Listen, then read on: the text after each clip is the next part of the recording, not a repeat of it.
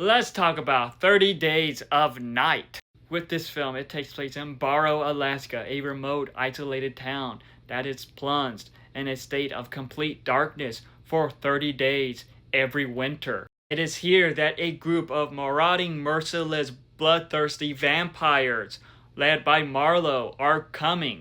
Their intention: a month-long, uninterrupted feast of its helpless residents, to which only the small town's husband-wife seraph team stand between them and the residents. And I got to say, this was a really good vampire film. As this one review here says, fast, brutal, and totally unstoppable. And that's pretty much true. And with this film, it does have an amazing cast from Josh Hartnett, Melissa George as they're the main two, the couple. And I do think that they had great chemistry with one another. Their characters were interesting. Seeing them work together with the survivor trying to survive, that was great to see. They both pretty much had leadership roles.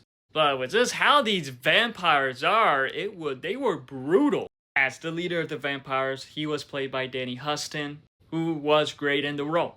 But with how the vampires are, they were menaces. They turned this town into an all-you-can-eat buffet. One way to describe these vampires is that they are like the World War Z zombies, but of vampires. As it was pretty bloody, pretty violent, and the style of it looked great. It wasn't black and white, but it was like almost black and white, but they were still color. I will say though, at first setting up everything, it was pretty slow.